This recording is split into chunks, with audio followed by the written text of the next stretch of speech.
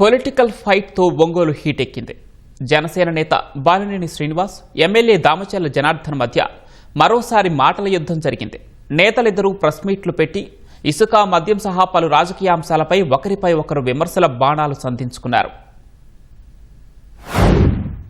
5 నెలల క్రితం జనార్దన్ మీద ఒక కరపత్రం వేయటం జరిగింది. ఆ కరపత్రంలో ఆయన చేస్తున్నటువంటి అవినీతి కార్యక్రమాలు ఇవన్నీ కూడా కరపత్రం రాశారు. ఆయన మీద కాకుండా ఆయన సతీమణి మీద కూడా రాయటం జరిగింది. దానికి కరపత్రం బాలినేని గారే రాపిచ్చాడు అని చెప్పి ప్రచారం చేశారు. కిరణ్ అనే అతను రాశాడు అనేది ఒకవేళ తేలింది. అతన్నే పిలుచుకొని రాజీ చేసుకుని అతన్ని సముదాయించడం జరిగింది. చెప్పాడు కదా ఆ కేసులో బాలినేని గారి పాత్ర ఉందని. అది చేయటానికి కోసం మురళి మీద కూడా కేసు పెట్టడం జరిగింది. అతను 5 నెలల పాటు కనపడకుండా తిరిగాడు. కనీసం నాకు ఫోన్ కూడా చేయలేదు. యాంటిసిపేట్ బెయిల్ తెచ్చుకుంటే కోర్టు ఇచ్చిన ఆర్డర్ ప్రకారం 41 నోటీస్ తీసుకోవాలి. స్టేషన్ కు పోతే సిఐ గారు ఆయన 41 నోటీస్ ఇచ్చి పంపించాలా. పొద్దు నుంచి సాయంత్రం దాకా నైట్ దాకా కూర్చోబెట్టి ఈ లెటరు బాలినేని గారే రాశారు అని చెప్పమని బెదిరించడం, చెప్పకపోతే నీ మీద రౌడీ షీట్ ఓపెన్ చేస్తామని చెప్పడం, ఈ రకంగా బెదిరించి అట్లా 2 రోజులు 3 రోజులు టార్చర్ చేయటం. అతను భోజనం కూడా చేయకుండా అక్కడ స్టేషన్ లో ఉన్నటువంటి పరిస్థితులు 3 రోజులు. మురళి అనే వ్యక్తి మా మీద వ్యక్తిగతంగా ఉత్తరాల ఆకాశరామని ఉత్తరం రాస్తే దాన్ని పోలీసు వాళ్ళు పట్టుకొని వాళ్ళు ఎవరు చేశారు ఏందనేది వివరంగా ఆ రోజు వాళ్ళు స్టేషన్ లో కూడా ఒప్పుకొని టైప్ చేయించింది కూడా అద్దంకిలో టైప్ చేయించాం అని అతను కూడా తీసుకొస్తే వీళ్ళిద్దరేనండి వచ్చిందని చెప్పేసి ఆ టైప్ చేసి అతను కూడా చెప్పడం జరిగింది.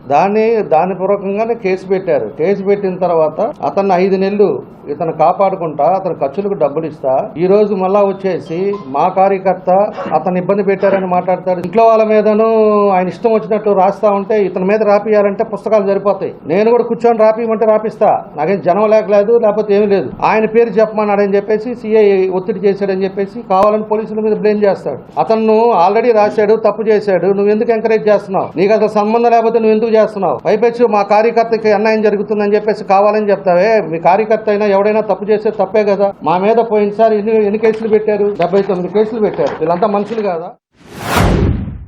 నేను 5 సార్లు ఎమ్మెల్యే అయ్యా. వైన్ షాప్ ఎవరిదో నాకు తెలియదు, ఎవరు పెడతారో నాకు తెలియదు. ఇప్పుడున్న పొజిషన్ లో సగం వైన్ షాప్లు అయినాయి. ఎమ్మెల్యే మొత్తం సగం పైనే ఆయనకి వ్యతిరేకంగా చేసిన వాళ్ళని బెదిరియటం. రోజు సాయంత్రం నైట్ కి పావులు నాగేశ్వరరావు అతను తీసుకుపోయి వాళ్ళ ఇంటికి పోయి లెక్క చెప్పాలి. నేను అడిగా ఆ పావులు నాగేశ్వరరావుని, ఏంది ఇది చేస్తున్నారంటే నాదేముందన్నా ఆయన కదా, నేను మధ్యలో మీడియేటర్, మధ్యలో పోయి డబ్బులు ఇచ్చి రావటమే నా పని అన్న. డబ్బులు నైట్ పోయి ఇచ్చి రావాలంట ఆయనకి. Collection daily collection. మద్యం అంటారు మందు. అసలు మందు తీసుకుందే రాష్ట్రం అంతా కూడా తెలుగుదేశం పార్టీ వాళ్ళు టెండర్లు వేశారు. ఆ టెండర్ లో కూడా ట్రాన్స్పరెన్సీగా జరిగింది. నేను మొన్న పోయినసారి కూడా చెప్పా. లిక్కర్ షాపులు వచ్చేసి మొత్తం 28 షాపులకి టెండర్లు వేశారు. సిండికేట్ చేయాలి అనుకుంటే 28 షాపులతో మాట్లాడి నేనే సిండికేట్ చేయలేనా? ఆ రోజు టెండర్లు ఓపెన్ ట్రాన్స్పరెన్సీగా తీస్తే 9 షాపులు వచ్చినాయి. తర్వాత మార్కాపురంలో గౌడ్ షాపులు 2 ఉంటే 3 ఇచ్చారు. ఇవాళ 12 షాపులు తీస్తున్నారు. అంతా పార్టీ వాళ్ళే. మిగతా 2 షాపులు పార్టీ వాళ్ళకి విడిగా వచ్చింది. ఆ తర్వాత వేరే వాళ్ళంతా కూడా ఉన్నారు. వీళ్ళకే సరిగ్గా రూపాయి రాకుండా వాళ్ళు ఇబ్బందులు పడుతుంటే వాళ్ళు తీసుకొస్తారంట. రాత్రిపూట కూడా వచ్చంట నాకు రోజు డబ్బులు ఇచ్చిపోతారంట. ఎవడొచ్చి ఏమి ఇచ్చాడో చూపించు. ఎందుకు ఇట్లా అబద్ధాలు మాట్లాడేది, వచ్చేది అబద్ధాలు ఆడేది?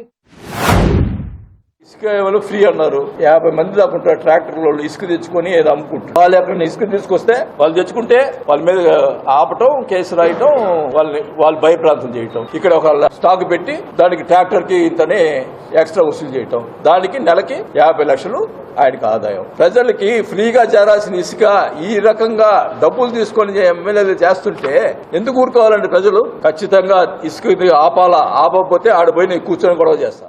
ఇసుకని క్లారిటీగా చెప్పా. ఫ్రీగా ముఖ్యమంత్రి గారు పెట్టారు, ఫ్రీగా వేయలేదంటాడు. అసలు ఇతనికి సబ్జెక్ట్ తెలుసా నేను అడుగుతున్నా. అసలు ఇసుక రీచ్ లేని దగ్గర అంతా కూడా ఇసుక ఎక్కడ దొరుకుతుందో అక్కడ రీచ్ పెట్టారు. ఆ రోజు అఫీషియల్ గా కెమెరాలు పెట్టి టెండర్లు వేశారు. టెండర్లు వేసిన తర్వాత టెండర్ లో కాయిన్లో కంపెనీలో పార్టిసిపేట్ చేస్తే వాళ్ళకి వచ్చిన వాళ్ళకి అలాట్ చేశారు. మనకి రీచ్ నెల్లూరు ఇచ్చారు. నెల్లూరు నుంచి ఇక్కడికి వస్తుంది. ట్రాన్స్పోర్ట్ కింద రేట్ ఫిక్స్ చేసింది గవర్నమెంట్, ఫిక్స్ చేసింది. ఈ రోజు గిద్దలూరుకు అదే పరిస్థితి, మార్కాపురం అదే పరిస్థితి. లేని దగ్గర రీచ్ కి పెట్టి రీచ్ కి ట్రాన్స్పోర్ట్ ఖర్చులకు పెట్టారు. ఫ్రీ అన్నారు, ఇసుక దోచుకుంటున్నారు. ఎవడు దోచుకున్నాడు? నోటికి వచ్చినట్టు అబద్ధాలాడి జనాల్ని మాయ చేసి ఏదో నువ్వు చెప్తే అందరు నమ్మేస్తారు అనుకోవటం నిన్నేమనాలో నాకు తెలియదు.